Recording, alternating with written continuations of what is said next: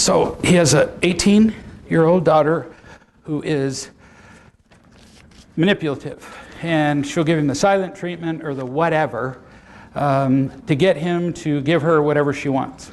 And they're very good at it. Like I was telling you earlier, a 4-year-old can pick up on a slightly wrinkled brow. You think an 18-year-old can't? And so when the 18-year-old goes, "Oh, Dad, I really need a new Mercedes." he got her a Volvo. Sucker. And she successfully manipulated you. So it turns out that, boy, they're good. They do it for a wrinkle of the brow. They do it for a few extra bucks. They do it for... And so it's all you, baby. You don't teach her the overall principle. You teach it to her one event at a time. And she'll catch on. So, Dad, I really need $1,000. And you go, and I'd love to give it to you. I actually have it to give to you. Now you got their attention. And at some point, I have to choose.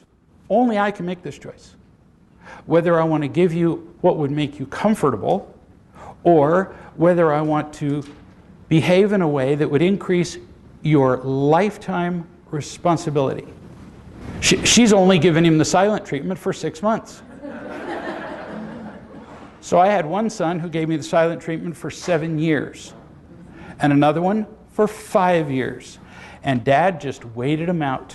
And I sent him emails, this about once a week or so, "I love you," and a text, and a box of homemade cookies, which made by me would be like doorstops.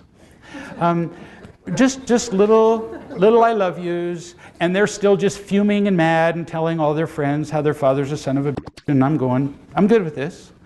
And eventually, they come back. You know why? They want you to love them. Really love them, not just enable them.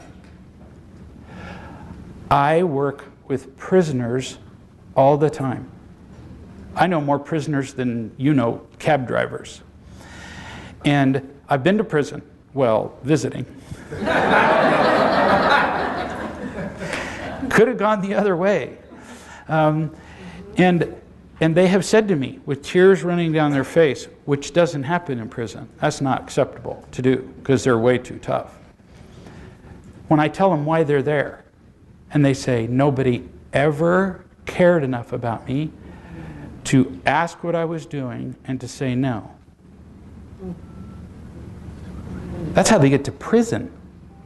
That's how they get to complete irresponsibility. That's how they get to here. That's how they get to everywhere that's unhappy. Somebody either, doesn't matter what you do, ignored them or enabled them. It's the same. If you enable them, you're still not loving them. Enabling me, as soon as I enable you, I'm telling you, you're a cripple, you couldn't possibly handle this by yourself, and so Dad has to rescue you. Do you think the kid could verbalize that? No. They feel it, though. And so I told all my kids after high school, I would help them through their first year of college. You know, tuition, food, minimal food. No vehicle at all. I would buy a bike, bicycle. And then after that, I hope you've prepared yourself, because you'll be on your own. Every one of them is independent. Every one of them at some point has called me 10 years later sometimes and said, "Dad, this has made all the difference in the world. I can do stuff my friends can't do." My friends are still living off their parents, and it's disgusting. So it's hard, because they'll be mad at you. 6 months is just a warm-up. But just because she's silent, you can't be. So roughly, my experience over thousands of parents has been roughly once every week to 2 weeks. You send a text, an email, a package, a letter, a something that just says, "I love you," in some way. If you do it more often than that, they feel like you're trying to coerce them. Less often, they don't feel it. I don't know, crazy. 1 to 2 weeks. Thank you. Don't save her. She'll want you to.